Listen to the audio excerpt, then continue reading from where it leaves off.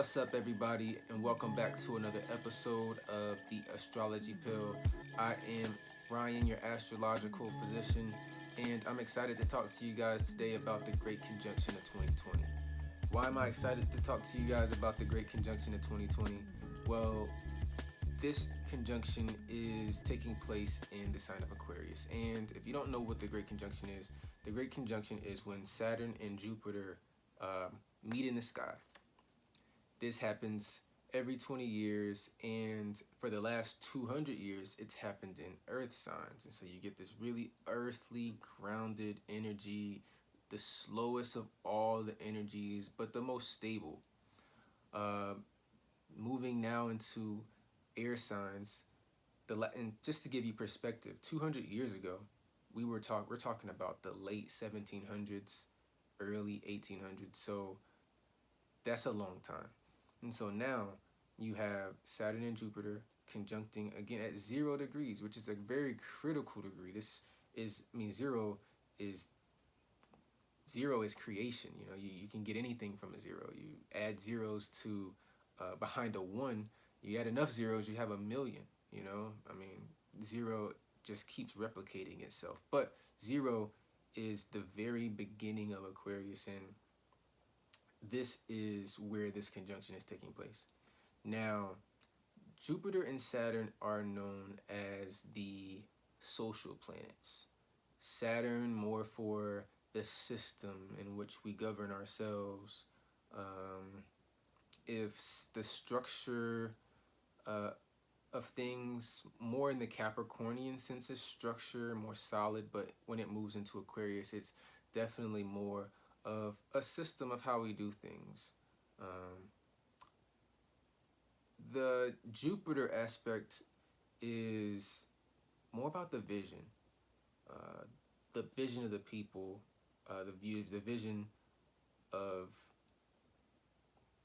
I mean, I want to say humanity, but I'm jumping ahead of myself. But yeah, Jupiter's also connected to justice, like I mentioned before, education and morality. And so these are things that, you know, when you combine systems and justice, you get, and especially put it in Aquarius, which is the sign of humanity and humanitarianism, uh, and the sign of the people and how we're connected to one another. Think about what we're going through now with the coronavirus and how we're we're covering our faces. And the one thing that connects us to one another is our breath. You know, you breathe out. It makes perfect sense. Obviously, it's put in place to protect us from being able to transmit a disease or something like that to one another. But minus all of that, it is still connecting one another. And, you know, for better or for worse, maybe you don't want certain people to be connecting with you. Maybe you do. So we'll see how that turns out. But anyway, you know, this is kind of what we're moving into, and still Aquarius is this sign of the future, and so we could be seeing more utopian type things. And whenever you have utopia, you know, if you studied or read the books that I read, there's always an association with the dystopian view too. You know, these things kind of go hand in hand. And so basically we're evolving. We're evolving, and in what way are we evolving? Right now I feel like we're evolving to be more intelligent. We're more informed. We have more information, especially now and into the future. We're going to continue to become more informed as a collective. We're going to be more curious. We're going to be searching and researching and trying to find out more things. I mean, granted, look what happens. I mean, I'm not surprised the number of people with the conspiracy theories of what's going on. Everybody thinks that they know what's going on or this is that, and it's like you don't really know what's going on. But I am encouraged by the fact that we don't feel that we're easily fooled, you know, and that's a good sign. In the community, I think that a lot of times, you know, you can be complaining about not people that aren't able to travel.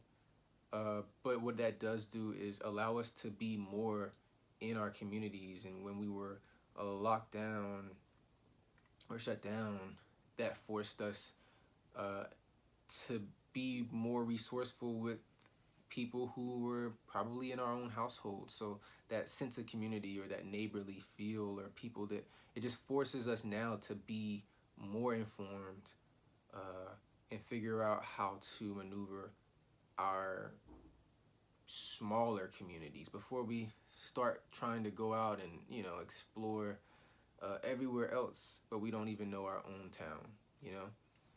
So my question for you is, or my question for everybody, not just for you, for me, is how will you be great? And I'll say that again because I just covered my face, but how will you be great? And I think that is relating to your vision. What is your vision for humanity? But first, what is your vision for yourself? But whatever your vision is, there's a bit of effort that needs to be put in for you to achieve it. And I think that we've had this lesson in achievement probably still now, but moving back to maybe early September, mid-September, when Mars went retrograde. And for a lot of us, that taught us how to work with our willpower, or where we may not have had willpower, maybe where we may have been blindsided by the willpower that we actually have. However you learn this lesson, but I feel like we were it was brought to our attention that, we were gonna need to use this ability, and we needed to go back and truly understand more about our willpower. And another thing about achievements, achievements are earned. If you get a certificate of achievement or anything like that, you don't just get that in the mail. You earn things that are worth achieving. And I think that that's something that we were also familiarizing ourselves with. How do you go about getting something that you desire? And that is going to help us big time as we move into 2021 and we start working towards our bigger visions. And, once you start working towards something, there's a reward, if you stick with it. And then there's consequences for things that you don't do.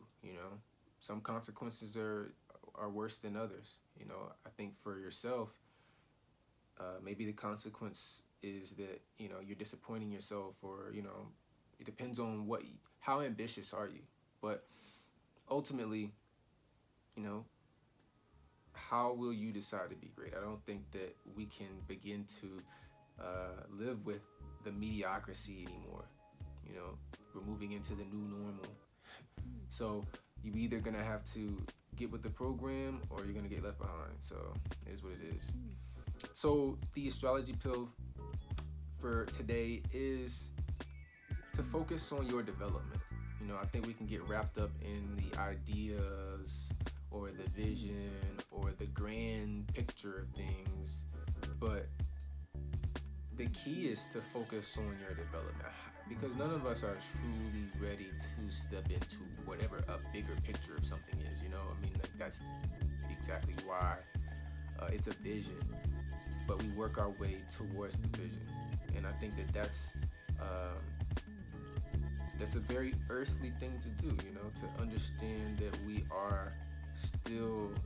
still have to be practical, and we have to take these steps. But I think those steps and focusing on now is really about the development, and I think that'll help us.